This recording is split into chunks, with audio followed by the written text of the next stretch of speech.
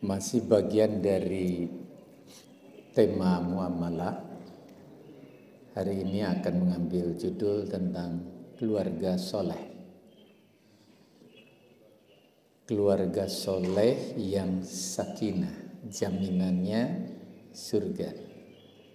Jadi bukan sekedar keluarga sakinah.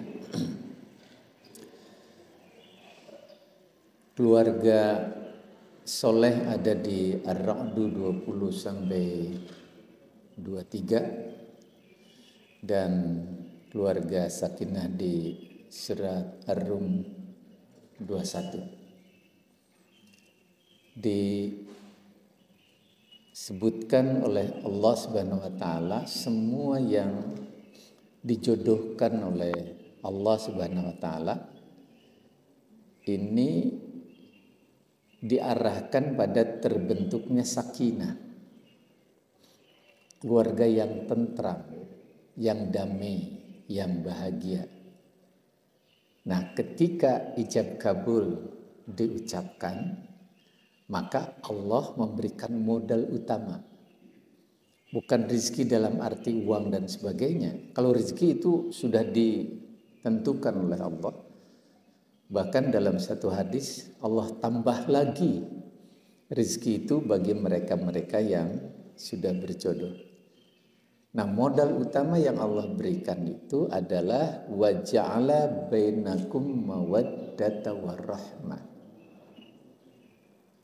Allah berikan modal dua, kecintaan dan kasih sayang. Itu modal yang diberikan oleh Allah. Jadi begitu ijab kabul diucapkan, Allah langsung titipkan kecintaan dan kasih sayang pada suami istri itu. Hanya ada beberapa hal yang perlu dikaji ulang barangkali. Yang pertama, masih ada pada saat ijab kabul kan salah satu rukunnya masih ada calon suami yang membaca ijab kabul, bukan ijab kabul. Kalau membaca beda dengan transaksi langsung. Saya terima nikahnya ini dan seterusnya. Pikirannya kan tidak ke Allah, tapi ke tulisan. Pertanyaannya boleh nggak baca? Boleh, asal ketika baca hati ini ke Allah. Jadi bukan ke bacaan. Kalau bacaan itu bukan ijab kabul, membaca ijab kabul. Sah tidaknya perkawinan, pernikahan tergantung dari ijab kabul, maharnya apa ada atau tidak dan sebagainya, walinya ada atau tidak dan seterusnya, itu rukunnya. Itu yang pertama. Jadi baca boleh, tapi ketika baca mata boleh ke sini tapi hati ke Allah. Seperti takbir Allahu Akbar, itu hati ke Allah. Beda ketika membaca surat kabar, itu ke tulisan. Yang kedua yang perlu dikaji juga, itu calon pengantin pria itu hampir di mana-mana. Saya terima nikahnya. Nikah siapa? Kan selalu pakainya. Saya terima nikah Pak Ketua DKM-nya, itu kan orang ketiga. Padahal qabil tuh, saya terima nikah dengan siapa? Kemudian itu kan ankah tuka wazawaz tuka. Saya tikahkan kamu, kata wali itu, dan saya persuami kamu. Zawz. Zawz itu kan suami atau diperjodohkan kamu. Nah, tapi diartikannya saya terima nikahnya dan kawinnya. Kawinnya kan di jalan. Nah, katanya Dan zaujtuka diartikan kawinnya. Zaujtuka kan yang tadi. Saya tikahkan kamu, wa zaujtuka, dan saya jadikan suami kamu terhadap pernikahan dengan anak saya itu. Saya sering sampaikan kepada ketua KUA. Ini katanya dari Jakarta. Di Jakarta gitu. Nah itu yang kedua. Gak usah pakainya ya. Saya terima nikah dengan anak bapak bernama sekian. Kalau ada yang mau menghafal lagi boleh. Tapi jangan lah ya. Kita mau udah lulus ya. Itu yang kedua. Enggak. Kemudian yang ketiga, mahar. Mahar itu saya inikan mahar katakanlah dengan uang 2.200.000 sampai 24 rupiah. Ini lillah atau hanya mahar jadikan sejarah? Gitu. Jadi jangan dihubungkan gitu. Kalau tidak lillah kan kita sudah meyakini semua amalan itu harus lillah. Berapa saja dengan cincin dari besi aja boleh. Jadi enggak usah dihubung-hubungkan 24 rupiah ujungnya. Karena tahunnya tahun 2024. Nah, ini 3 hal yang dijadikan sebagai kajian ini. Nah, inilah yang disampaikan litas kuno. Orang-orang yang berijab kabul seperti itu yang benar Allah berikan ketenangan kepada mereka. Kemudian modal utama yang tadi waja'ala bainakum mawaddata warahmah. Inilah yang disebut wa min ayatihi, tanda-tanda kebesaran Allah. Ketika Allah memberikan modal utama waja'ala bainakum mawaddata warahmah. Jadi modal utama itu sampai mati itu adalah kecintaan dan kasih sayang. Itu modal utama. Bukan uang. Bukan uang. Modal utama dalam rumah tangga itu. Atau bukan luasnya rumah. Ini 1 hektar, 2 hektar gitu ya. Bukan itu. Modal utama kecintaan kasih sayang. Da bumi ageng ge ya. Pekarangan luas, segala rupi aya. Kalau hilang modal yang diberikan oleh Allah, mawaddata warahmah, habis rumah tangga itu. Tidak ada cinta, tidak ada kasih sayang. Cinta dihubungkan dengan biologis, kasih sayang dengan psikis. Sekarang cinta ada, tapi kalau sudah pada muda seperti kita, itu kasih sayang. Kasih sayang, dunya dede gitu. Dari siapa itu? Bukan dari kita, Allah yang beri modal itu. Itu yang harus dijaga. Bukan yang harus dijaga itu garasi ya. Karena ukuran berhasil tidaknya seorang kepala rumah tangga dalam bangun rumah tangga bukan hanya sekedar memberikan kebahagiaan dalam bentuk materi, tapi bagaimana menjaga tumbuhnya sikap saling mencintai, saling mengerti, saling percaya.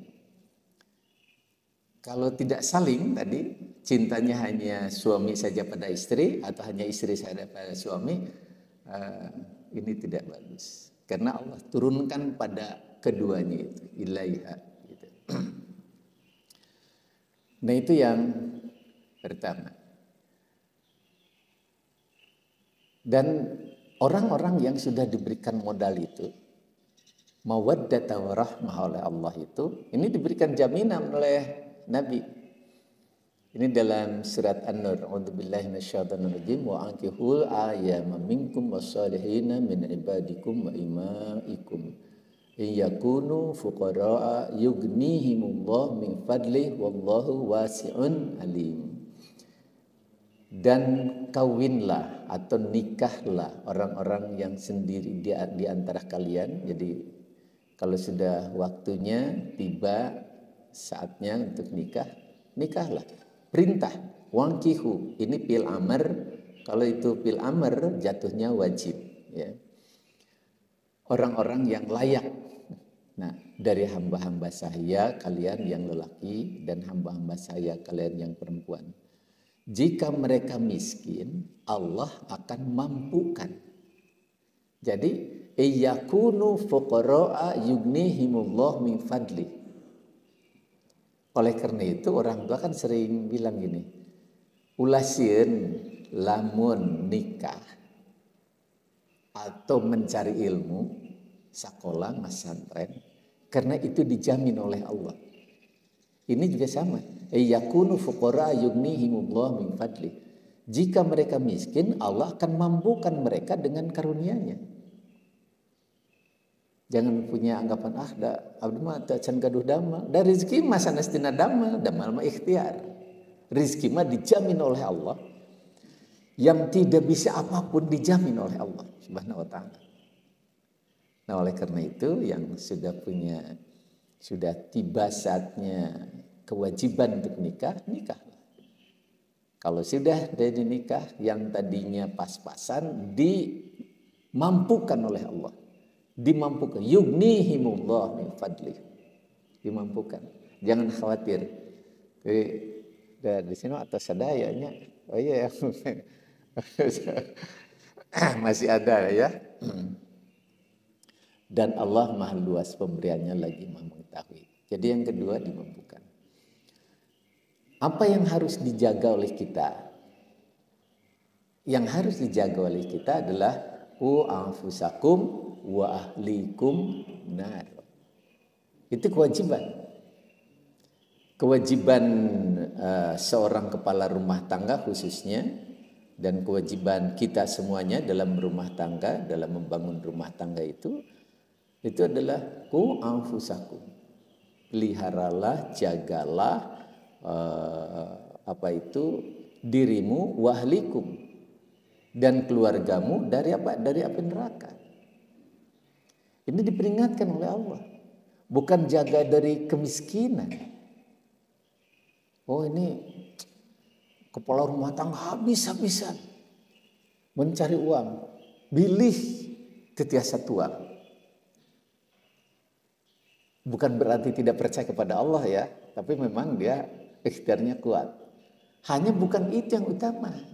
Ku anfusakum wa ahlikum nar. Jadi kita harus dijaga, keluarga harus dijaga dari api neraka.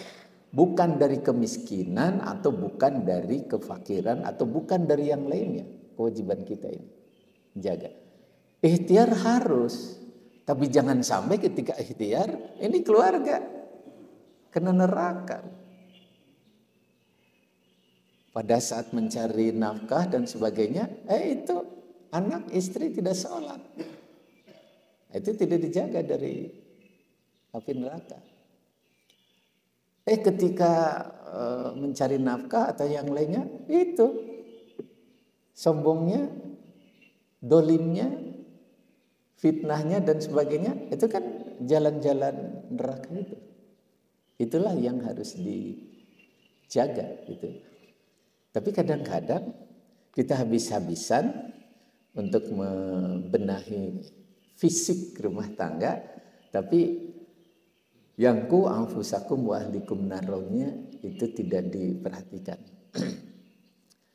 Bapak-bapak sering lihat di jalan sampai hujan-hujanan, Pak Ogah di tengah jalan tesieun ku katabrak mobil karena ingat anak istrinya. Boleh jadi mungkin saat itu dia sedang demam, tapi budaknya jam sekolah tegaduh. Gitu ya. Dan kita aduh. Apa itu? Ya ternyuh lah. Lain sehat bapak teh jam. Kergering gitu ya. Tapi apa? Tidak punya uang anak-anak. Pergi. Oh, itu hebat luar biasa. Luar biasa. Tapi yang utamanya itulah yang harus dinikah. jaga dari api neraka. Agar selamat dari api neraka ini,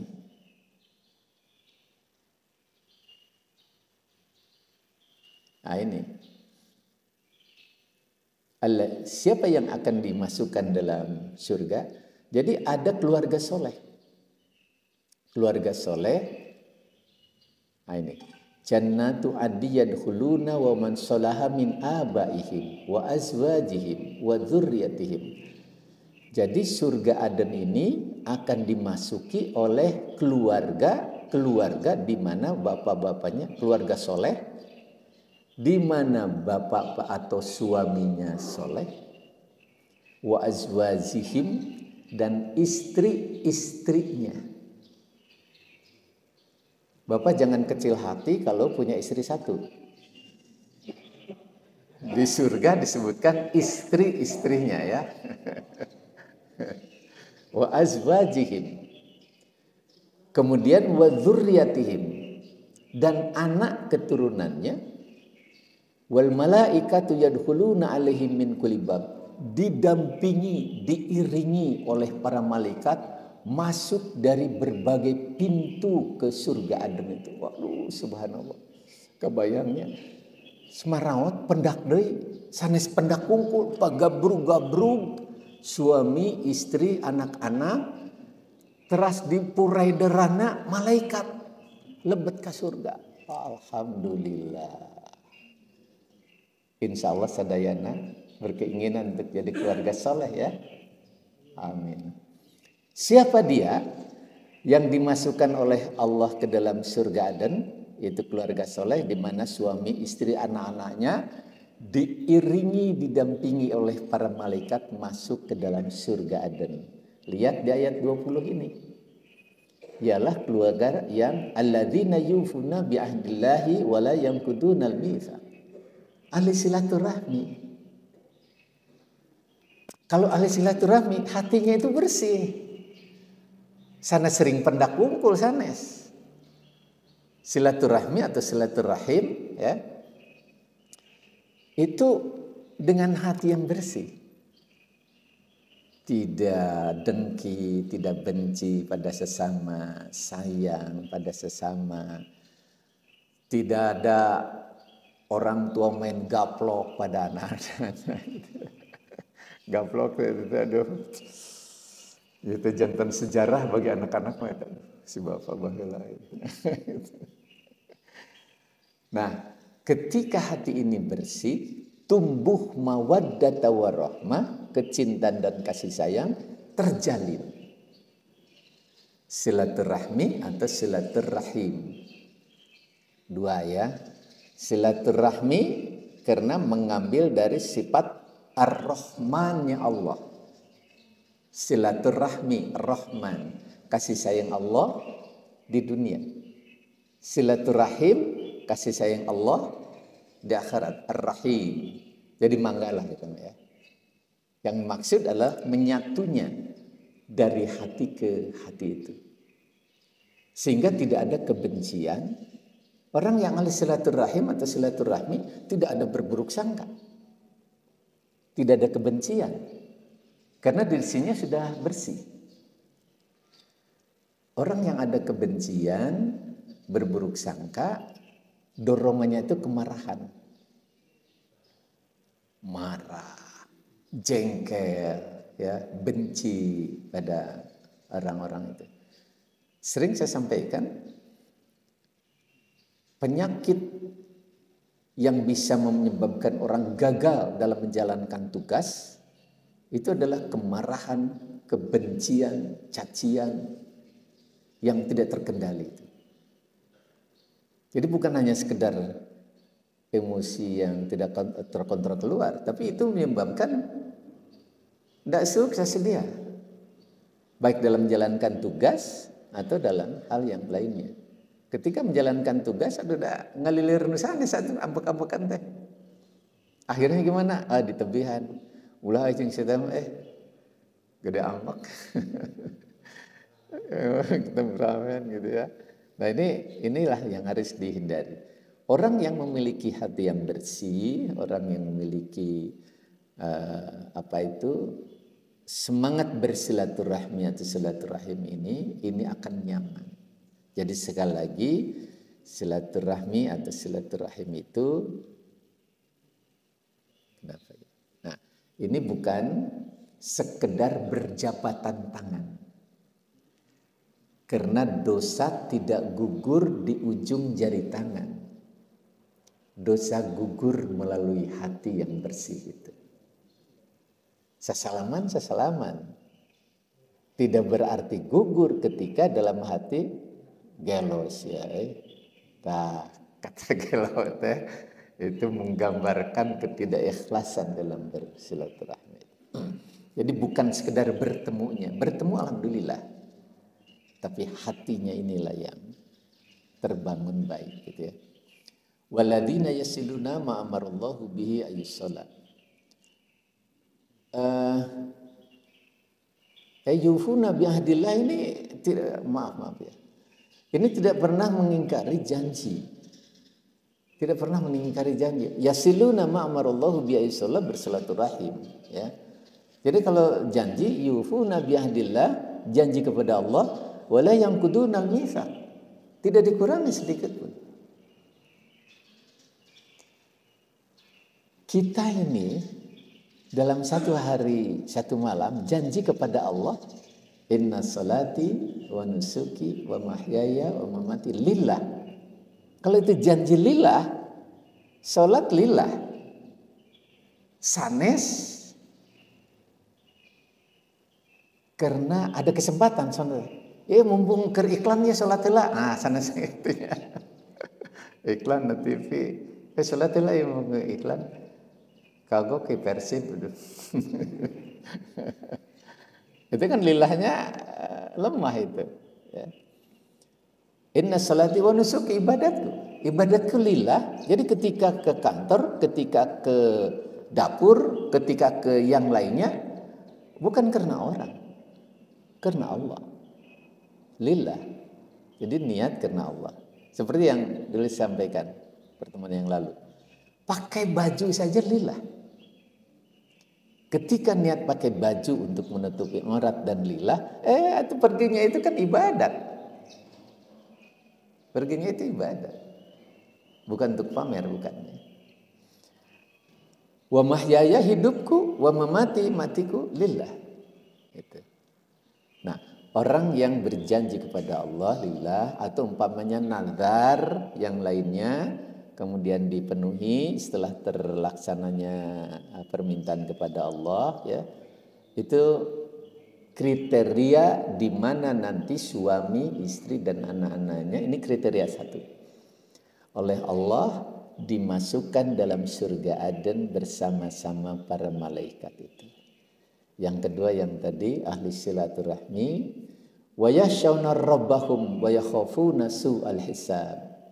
Dia takut pada Allah dan takut pada buruknya hisaban di hari kiamat. Sekarang kita baru takut pada manusia. Upami kujan manusia bisa. Ku Allah mantep. 23 rakaat 6 menit, aduh kesian kau.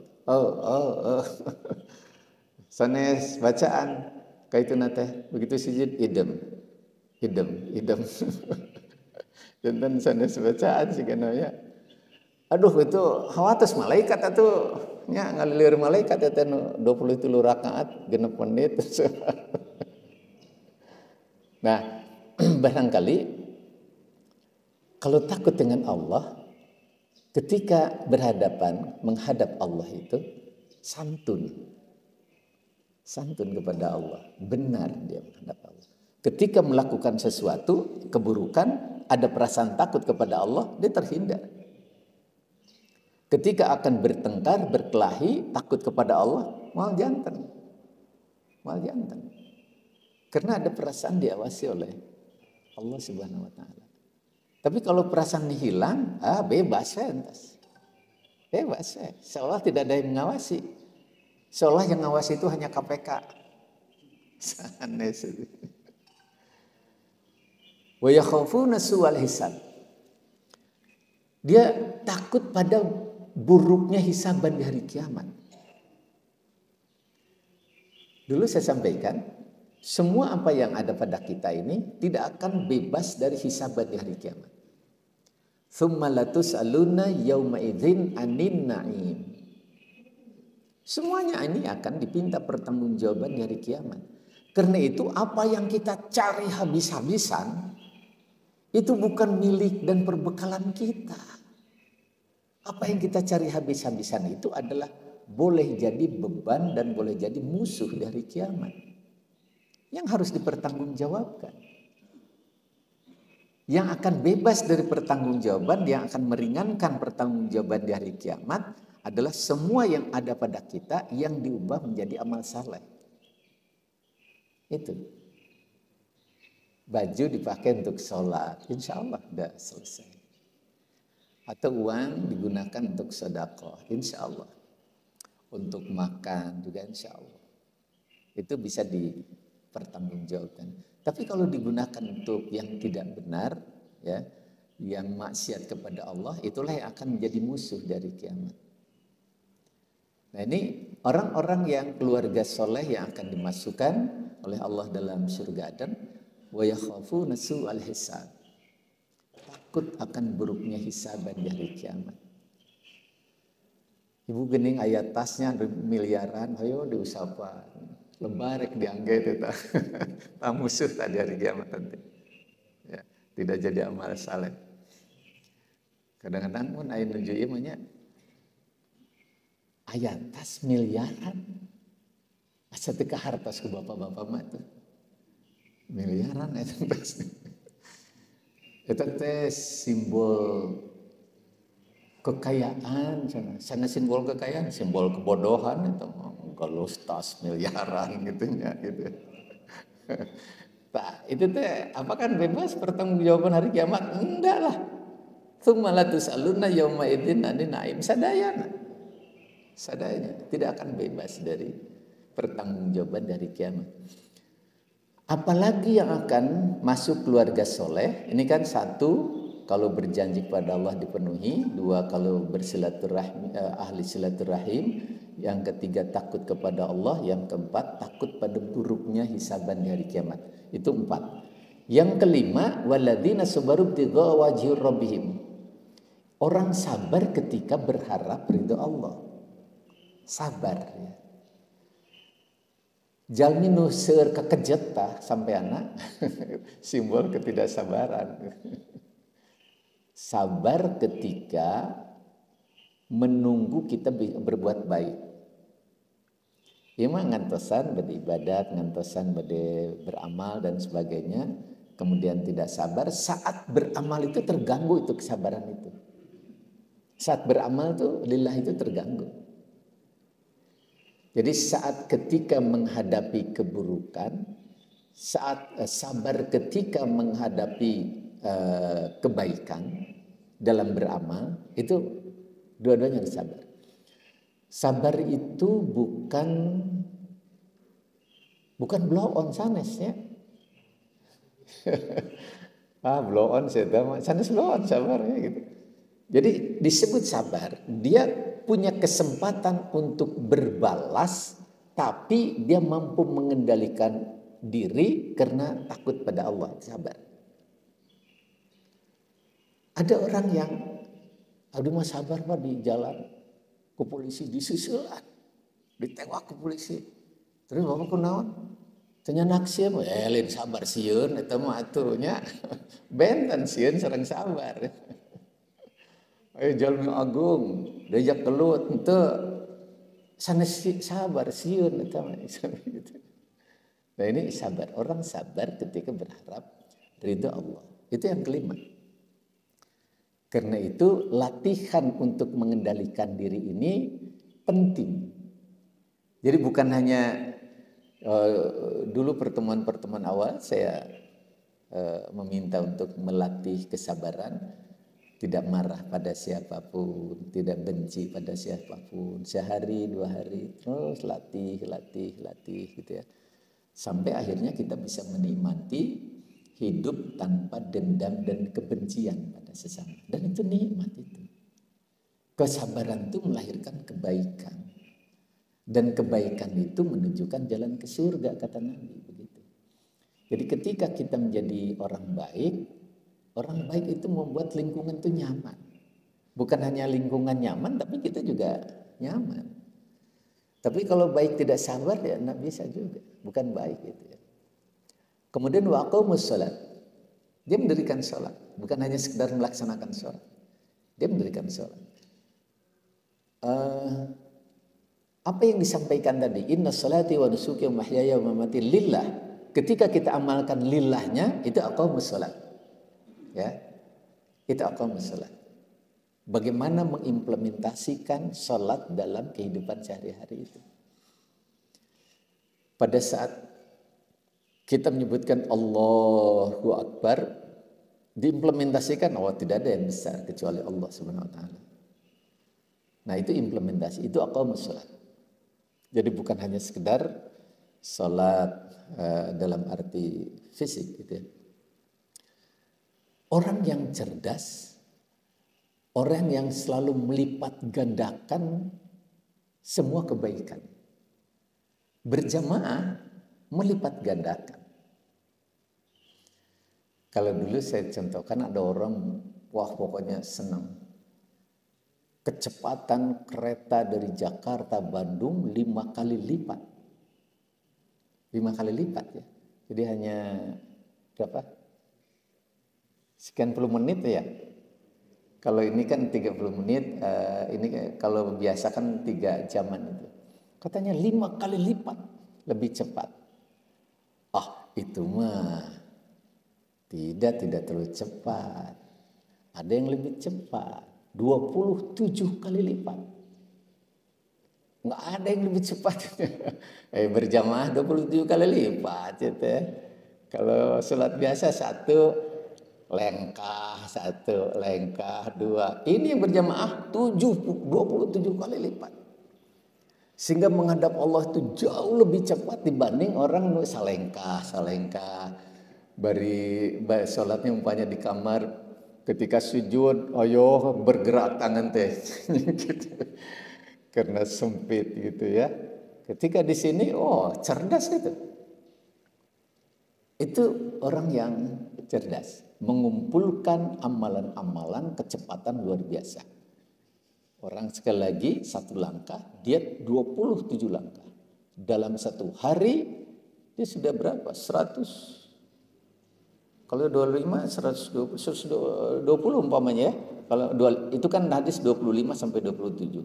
Ini hanya 1 langkah, lama itu. Orang yang cerdas, 1 kali suap, 1. Orang cerdas diberikan pada orang yang kelaparan 700 kali lipat. Tapi kadang-kadang kita milih yang 1. Lebar itu mahal. Komoti Turki lebar. Tapi tetap 1 kan ya. Hanya diberikan pada orang yang membutuhkan ya. Apakah itu makanan atau apapun dijadikan amal saleh, itu berlipat jadi 10 sampai 700 kali lipat. Nah, wa anfaqu mimma razaqnahum sirra wa alaniyah.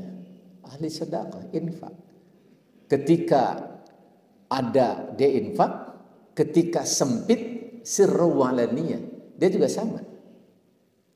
Jadi keluarga soleh itu bukan hanya sekedar ada. Tapi pada saat tidak ada, saya tidak bisa membantu dengan uang nih, tapi dengan tenaga. Itu sirru walaniyah.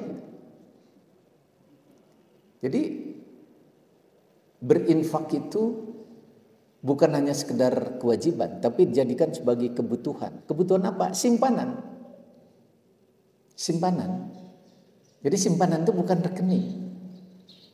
Rekening itu simpanan untuk ahli waris. Kalau yang ini infak amal saleh, simpanan untuk diri sendiri. Karena itu orang yang sukses dalam Islam adalah orang yang mampu mengubah kenikmatan menjadi amal saleh.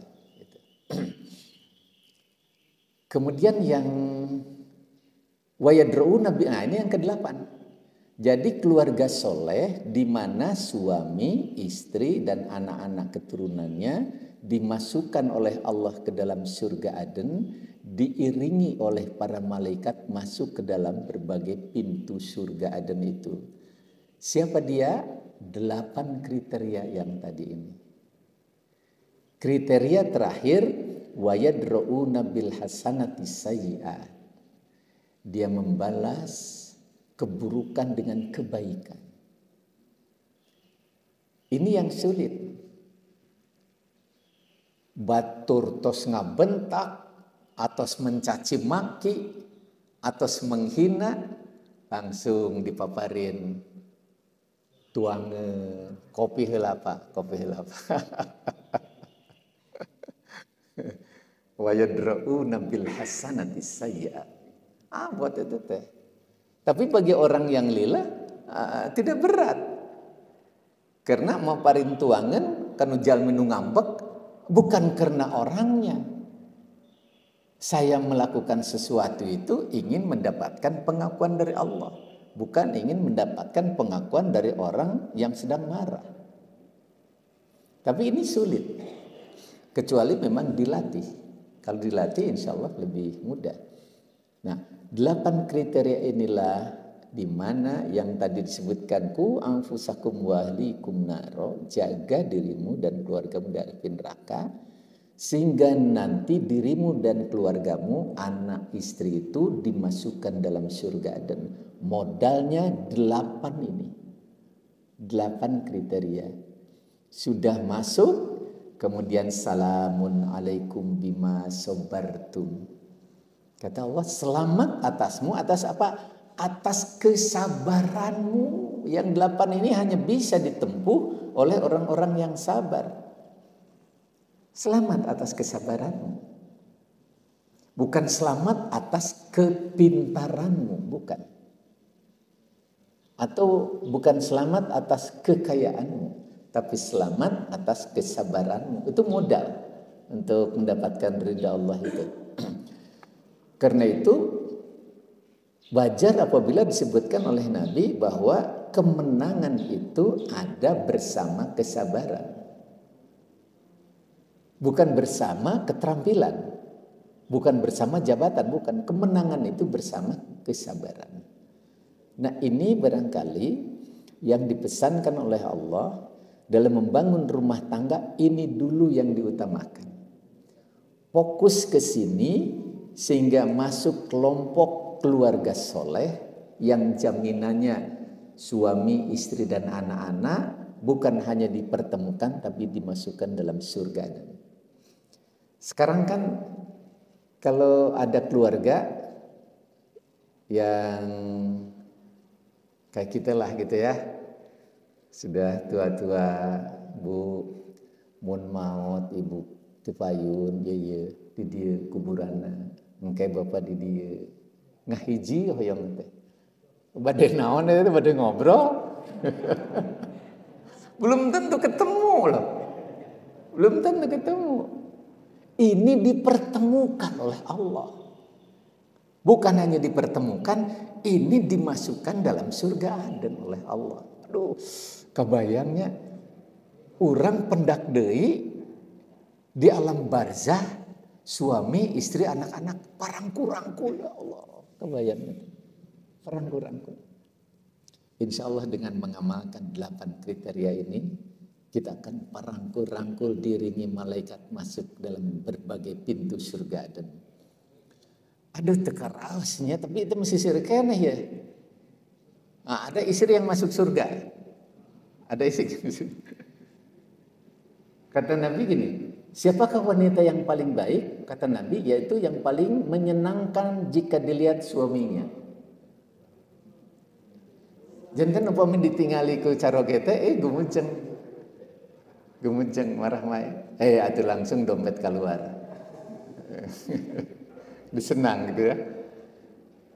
Dan tidak menyelisihi suami pada diri dan hartanya sehingga membuat suami benci. Tidak ada. Tiap-tiap istri yang meninggal dunia dan diridhoi oleh suaminya, maka ia akan masuk surga. Ini banyak hadis sahih yang menyebutkan begini. Jadi ketika istrinya meninggal, suami ridho pada istrinya, dakhalal jannah, masuk surga istri itu.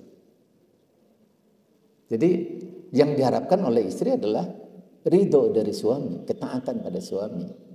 Karena itu ada 4 syarat ini yang dia masuk surga perempuan ini. Nah ini syarat perempuan masuk surga ini. Syarat perempuan. Puntennya itu ibu-ibu helanya. Jika seorang wanita selalu menjaga salat 5 waktu, satu itu. Juga berpuasa sebulan di bulan Ramadan. 2. Menjaga kemaluannya dari perbuatan zina. 3. Syarat keempat, taat pada suaminya. Kalau sudah 4, maka dikatakan pada wanita tersebut, masuklah ke surga melalui pintu manapun yang engkau sukai. Tapi ibu syaratnya eta suami. Nah karena itu, jadi perempuan soleh yang 3 terutama, alhamdulillah. Kemudian jadi istri yang taat pada suami sehingga suami ridho. Apakah suami juga harus sama seperti itu? Iya, saling menghormati juga. Saling menghormati juga, sama begitu. Ya. Tapi jangan dianggap enteng bahwa suami itu adalah orang yang dimasukkan dalam syarat-syarat masuk surga. Gitu ya. Kalau sudah dipenuhi, kata Nabi, silahkan kau masuk dari berbagai pintu yang engkau inginkan masuk surga itu. Nah ini ibu-ibu jarang menyadari ini kewajiban dalam Al-Baqarah ayat 233. Menyusui itu 2 tahun penuh. 2 tahun penuh menyusui itu. Wal walidatu yurdi'na auladahunna haulaini kamilaini liman arada ayyutimma radha'a. Ada juga yang ibu kan kerja itu Islam gantian ku susu eta tah. Susu sapi. Dia menyusui hanya 2 bulan. Kata Allah 2 tahun loh hak anak itu. Maka dia punya hutang pada anak 1 tahun 8 bulan. Tidak disadari oleh ibu-ibu. Hutang itu hak anak dari ibu. Harus terpenuhi. Barangkali dengan susu 2 tahun penuh itu, insya Allah terjamin kesehatan anak-anak. Mulai anak-anak ya kirang sehat gitu ya. Karena memang kekuatan itu dititipkan oleh Allah melalui susu ibu itu. Inilah yang harus dijaga, yang kadang-kadang sekali tidak disadari oleh ibu. Kaitan dengan masalah mas kawin, apakah boleh suami nanti menggunakan juga, dibolehkan dalam An-Nisa. Asal ikhlas istrinya. Sebagian kecil diambil lagi silahkan saya. Kalau tidak ya enggak usah karena udah diberikan. Kalau tidak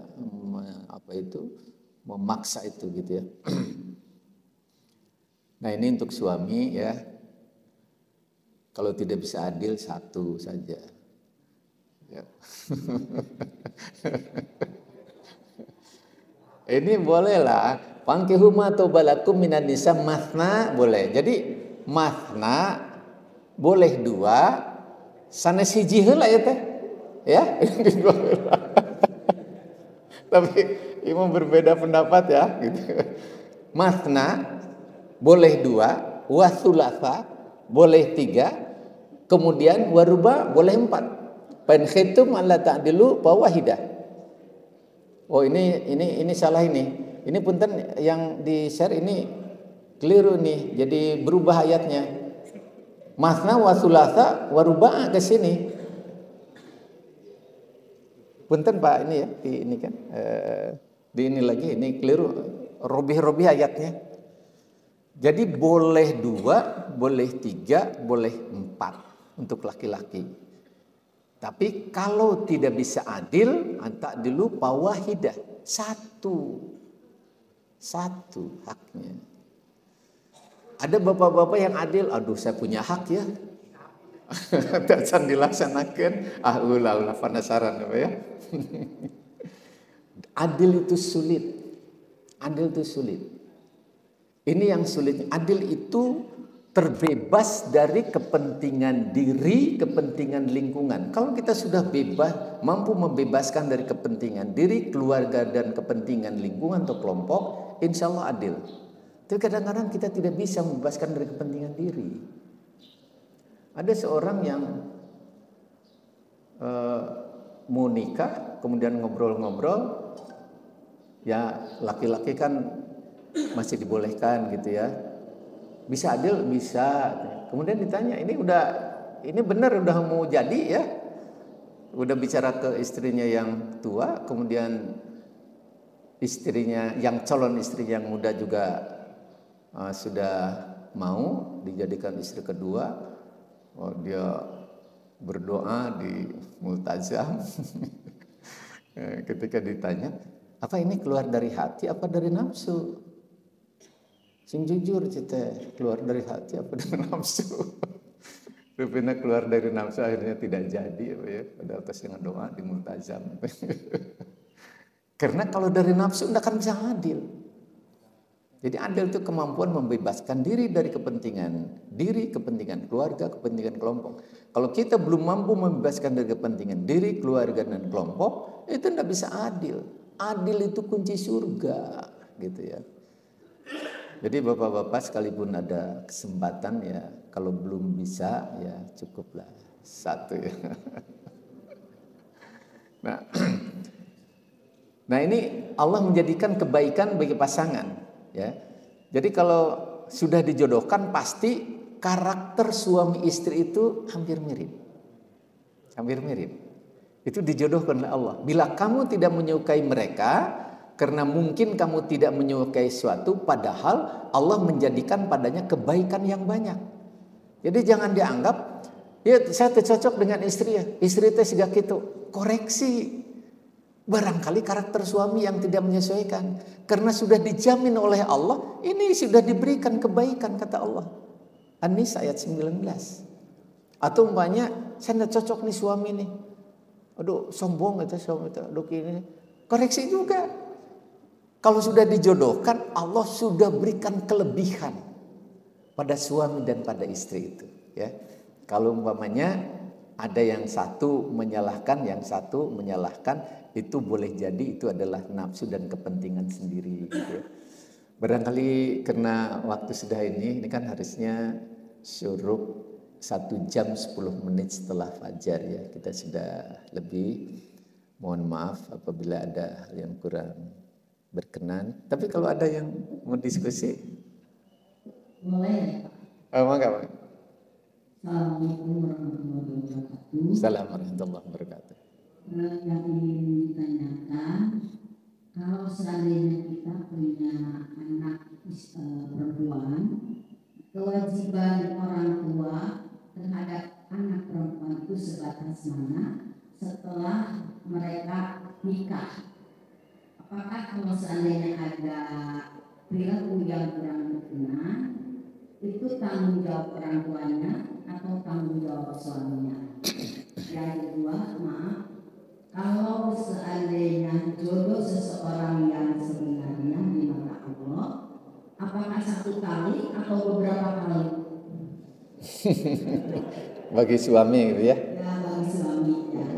Boleh satu lagi ya Pak? Ya. Jadi ketika kita mengucapkan akad ijab kabul, kan arsy bergetar ucapan dulu. Nah demikian juga kalau seandainya ada seseorang minta untuk cerai, apakah arsy juga bergetar? Yang apakah maaf itu yang apa itu yang kembali apa yang ketiga itu? Aras bergetar. Aras. Kalau bercerai. Dan kalau bercerai aras juga bergetar enggak? Ya. Dan terima kasih atas jawabannya. Assalamualaikum. Yang pertama, kalau sudah nikah, yang memiliki istri itu adalah suami. Jadi ijab kabul ketika pernikahan itu adalah detik terakhir pertanggungjawaban orang tua di hari kiamat beralih dari ibu dan bapaknya ke suaminya. Sedangkan si laki-laki ketika nikah tetap masih memiliki yang dimiliki oleh ibunya. Yang miliki anak laki-laki adalah ibu. Sedangkan yang miliki anak perempuan itulah suami, dalam tanda petik. Pertanggungjawaban sekali lagi sudah beralih. Bebas pertanggungjawaban akhirat ketika ijab kabul dimulai. Makanya banyak ibu dan banyak bapaknya yang menangis ketika anaknya dinikah oleh laki-laki lain. Itu adalah batas terakhir pertanggungjawaban hari kiamat, itu beralih ke suami. Kemudian yang kedua, berapa kali hak atau jodoh yang diberikan itu dari Allah. Tidak ada keterangan khusus apakah haknya berapa kali jodoh dari suami atau istri itu. Hanya aturannya gini, aturannya adil. Ketika dia bisa memperoleh 2, 3, dan 4, kalau bisa adil boleh. Tapi bukan adil menurut logika. Adil dalam bentuk karakter. Kalau yakin adil, dia bisa adil, itu jodoh kedua. Insya Allah itu dari Allah. Tapi kalau saya bisa adil, tapi adilnya adil di papan tesnya gitu. Di papan tes itu, saya bisa adil. Uang banyak segala macam. Adil itu kan bukan uang. Adil itu hati. Adil itu hati. Jadi kalau itu bisa adil, insya Allah itu jodoh yang kedua atau yang ketiga bagi suami gitu ya. Tapi kalau tidak, itu pemaksaan diri saja gitu ya. Kemudian apakah betul ketika cerai itu bergetar? Wallahu alam, ini keterangan, saya belum memeriksa itu keterangan itu ya. Tapi cerai itu dibolehkan dalam agama. Tapi yang berhak, yang memiliki cerai itu suami. Perempuan tidak. Dia baru disahkan cerainya itu ketika di KUA. Baru disahkan atas permintaan perempuan. Tapi dampaknya dalam hukum waris, perempuan tidak punya hak kekayaan setelah bercerai itu. Kecuali kalau umpamanya biasa-biasa itu punya hak untuk mendapatkan biaya-biaya khusus. Bagaimana kaitannya dengan warisan? Kaitannya dengan warisan kalau sudah bercerai tidak ada. Gonogini itu hukum adat, bukan hukum faraid. Gonogini itu. Nah, kaitan dengan keluarga biasanya ada yang keliru. Ketika salah seorang meninggal, katakanlah ibu atau istrinya meninggal, otomatis harta kekayaan yang dibagikan itu semua kekayaan milik orang tua. Bukan. Yang dibagikan itu harta kekayaan milik yang meninggal. Milik yang meninggal. Mak, jantan aduh ayah khawatir suaminya meninggal atau istrinya meninggal, semua dibagikan. Bahkan ke saudara-saudara juga sama nuntut. Kalau anaknya ada anak laki-laki, terhijab ke samping kiri, samping kanan itu. Paman dan sebagainya tidak dapat, itu warisan. Dan yang dibagikan sekali lagi harta yang meninggal. Yang meninggal suami, harta dari suami itu yang dibagikan. Kalau ke atas masih ada, bapak dan ibu suami yang dapat. Sedangkan bapak dan ibu istri tidak dapat. Ya. Atau umpamanya saudara dari ibu istri, kalau anaknya hanya perempuan semua, itu tidak dapat. Karena yang dapat adalah harta kekayaan yang ditinggal oleh suami. Kalau istri meninggal, harta kekayaan yang ditinggal oleh istri, bukan harta keluarga. Ya. Barangkali itu ya. Masih ada? Oh iya. Nanti Bapak Senin. Enggak. Silakan. Assalamualaikum warahmatullahi wabarakatuh. Salam. Ustaz, kalau suami atau istri yang tinggal oleh pasangannya, agak jauh sedikit Bu. Kalau suami atau istri yang tinggal oleh pasangannya ketika ditinggal meninggal ya Ustaz. Nanti tadi Pak Ustaz sampaikan, kalau kita suatu saat nanti akan berkumpul lagi. Nah, bagaimana kalau suami atau istri ini terus dia menikah lagi, hanya dikumpulkan di sana, bisa diasuh yang mana Pak, yang ini yang baru atau yang istri yang pertama yang meninggal atau suami yang meninggal. Terima kasih. Wassalamualaikum warahmatullahi wabarakatuh. Assalamualaikum warahmatullahi wabarakatuh. Kecintaan lillahnya itulah yang menentukan. Kalau kecintaan atas dasar lillah itu ibu pada suami yang pertama dengan suami yang pertama. Tapi kalau kecintaan atas dasar lillahnya itu pada suami yang kedua, itu suami yang kedua. Jadi tergantung lillahnya itu dengan siapa itu. Gitu. Masih Bu. Bapak terang. Masih. Assalamualaikum Assalamualaikum warahmatullahi wabarakatuh. Bagaimana persyaratan kriteria masuk surga terpenuhi semua? Apabila suami punya istri 4, kalau meninggal nanti apakah 4-4-nya ketemu semua? Gitu? Saya kira itu.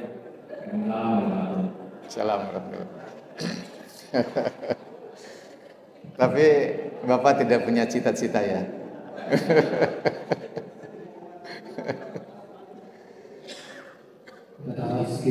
Otomatis tanggung jawab suami itu jauh lebih besar dibanding suami punya istri satu itu. Di bidang tanggung jawab. Tanggung jawab untuk menyelamatkan istri pertama, istri kedua, ketiga, keempat dari neraka. Ku anfusakum wa ahlikum naru. Agak berat tanggung jawab itu. Bukan hanya tanggung jawab menafkahi itu. Kalau tanggung jawab menafkahi itu sudah jelas. Nah, kemudian yang kedua, selain tanggung jawab akhirat berat, tanggung jawab dunia berat, juga bagaimana mempersiapkan keturunan-keturunan ini. Harus adil. Dari keturunan pertama, kedua, ketiga, keempat. Ini semuanya harus adil. Ketika adil diterapkan, kadang-kadang ada kecemburuan dari istri pertama, kedua, atau ketiga, atau keempat itu. Nah, itu yang kedua yang harus diinikan bagi orang-orang yang memiliki istri lebih dari satu. Yang ketiga, kalau tidak bisa adil itu melanggar perintah Allah. Karena kata Allah, apabila tidak bisa adil, fawahidah, satu. Jadi haknya itu satu. Kalau dipaksakan padahal dia tidak adil, dia melanggar perintah Allah itu. Dia hanya pantas bahwa dia punya hak gitu ya. Jadi bukan semua laki-laki muslim itu punya hak 4, bukan. Semua laki-laki muslim itu boleh 4 asal adil. Kalau tidak adil itu melanggar ketentuan-ketentuan yang sudah ditetapkan oleh Allah SWT yang tadi itu. Saya lupa tadi ke intinya itu. Ke intinya tadi, apakah sudah ya gitu ya. Jadi kira-kira itu tantangan yang dihadapi oleh kita ketika kita punya istri lebih dari satu. Pokoknya mah asam urat naik, tekanan darah naik, langkung hiji teh. Sanes teh hoyong gini ya, naik lah gitu. Tapi dah bapak-bapaknya arurang mah sadayana seurna teh nyarios. Kawantun mah teu aya.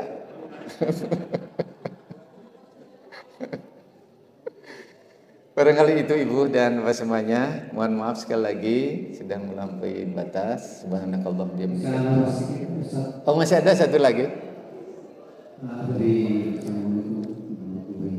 Assalamualaikum warahmatullahi wabarakatuh. Tadi melihat paparan Ustaz tadi dengan pernikahan yang serba nikah itu akan dimampukan Allah SWT. Ya. Seandainya pernikahan itu terpaksa, karena dia harus bertanggung jawab, apakah Allah akan memampukan itu? Terpaksa itu gimana, Pak? Terpaksa itu misalnya dia ada perbuatan yang tidak nafsu misalnya, kecelakaan misalnya, sehingga dia harus menikah.